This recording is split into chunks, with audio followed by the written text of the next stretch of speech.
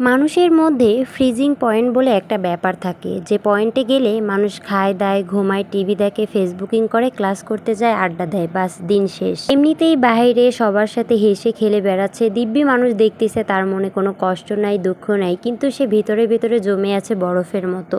মনকে যদি প্রশ্ন করা হয় মন খারাপ না, হতাশ না, কিছু চাইছো না, খারাপ লাগছে তাও না, অথচ আমি না পরীক্ষায় ফেল করেছি, আবার কেউ কিন্তু ভালোবাসার তীক্ষ্ণ প্রত্যাখ্যানও করেনি, কিন্তু দিন শেষে একটাই কথা, আমার কিছুই ভালো লাগতেছে না। আসসালামু আলাইকুম অ্যান্ড হ্যালো এভরিওয়ান, সবাই কেমন আছেন? আশা করি আলহামদুলিল্লাহ ভালো আছেন। আমিও আপনাদের দোয়া আলহামদুলিল্লাহ অনেক অনেক ভালো আছি। এতক্ষণ কি নিয়ে কথা বলতেছিলাম আশা করি বুঝতে পারেননি। আসলে আমি না পারতেছিলাম কোনো কাজে মন বসাতে, না কোনো কিছু করতে পারতেছিলাম হাসি মুখে। তাই মনটাকে ভালো করতে এবং মন প্রফুল্ল রাখতে ডিসাইড নিয়েই নিলাম, না এবার আমার বাড়ি যাওয়া উচিত, একটু মায়ের সাথে দেখা করে আসি। তাই রাতে ভাইয়াকে বললাম যে আমাকে টিকিট কেটে দেন, আমি সকালে বাসায় যাব। দেন ভাইয়া রাতে টিকিট কেটে নিয়ে আসলো অ্যান্ড সকালবেলা আব্বু আমাকে কাউন্টারে এসে গাড়িতে উঠিয়ে দিল। আমি একা একাই ঢাকা থেকে খুলনা চলে এসেছি এবং গাড়িতে ওঠার সাথে সাথে চিন্তায় পড়ে গিয়েছিলাম যে আমার পাশের সিটে কে বসবে। আর এই যে বারবার আমার হাতের ভিডিওটা দেখতেছেন, আসলে আমি বাসে ওঠার পর থেকে যখনই ক্যামেরা অন করতেছি কেন যেন হাতটা দেখতে আমার কাছে খুব ভালো লাগতেছে, কারণ মেহেদির কালারটা অনেক সুন্দর হয়েছে।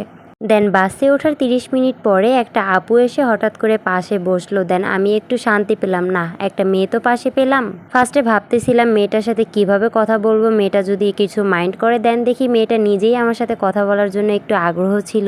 দেন তার আগ্রহ দেখে আমিও একটু কথা বললাম। আসলে সেও আমার মতো সেম পজিশনে ছিল, সেও ভাবতেছিল তার পাশে কে বসবে।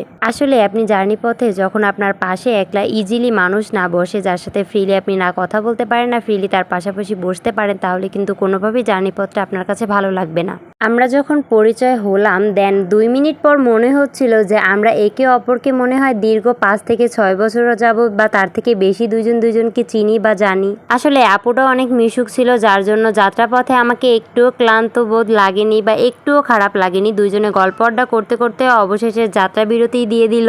দেন আমরা নিচে নেমে কিছু খাওয়া দাওয়া করলাম, কারণ সকাল থেকে ওই আপুটাও কিছু খেয়ে ওঠেনি গাড়িতে। দেন আমিও খাইনি, অনেক খারাপ লাগতেছিল, তাই একটু ফ্রেশ হলাম। ফ্রেশ হয়ে দোকানে আসলাম কিছু কেনাকাটা করতে। আপুটা অনেকগুলো চকলেট বিস্কুট চিপস কিনলো। দেন আমি ভাবলাম যাই একটা আইসক্রিম কিনে নিয়ে এসে দুইজনে খাই। দেন আইসক্রিম কিনতে গিয়ে দেখি আইসক্রিমে নাকি তাদের লাইন দেওয়া ছিল না, যার জন্য প্রত্যেকটা আইসক্রিমই গলে গিয়েছিল। ফার্স্ট অফ অল গিয়েছিলাম কোন আইসক্রিম নেওয়ার জন্য। 2টা কোন আইসক্রিম নিয়ে যখন আপুটার হাতে দিলাম, বললো যে আপু এটা তো অনেক নরম, এটা কিভাবে খাবো। দেন যে আমরা আবার আইসক্রিম চেঞ্জ করে আরেকটা নিয়ে আসছিলাম।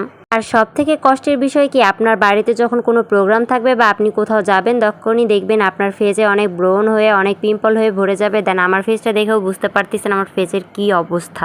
আমি গাড়িতে বসে ভাবতেছি যে যেতে যেতে ফেজের এই অবস্থা দেখে আম্মু বলবে আমি কয় রাত ঘুমাই না, কিন্তু কোথাও গেলেই যে আমার এরকমটা হয় এটা কিভাবে আমি তাকে বোঝাবো।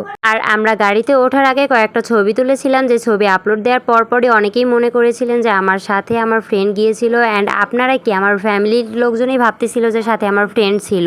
আসলে সাথে যদি কোনো ভালোবাসার মানুষ পেয়ে যান এরকম, তাহলে যাত্রাপথটা সুখের হয়, শান্তির হয়, এবং মানুষজন তো এরকমটা ভাববে, এটা স্বাভাবিক। এই আপুটা নামবে সোনারাঙ্গা আর আমি নামবো নতুন রাস্তা। আমরাও প্রায় কাছাকাছি চলে এসেছিলাম এবং বাতাস এত পরিমাণে ছিল, আবহাওয়াটা অনেক ভালো ছিল, যার জন্য দুইজনের চুলের অবস্থায় খুবই ভয়াবহ ছিল।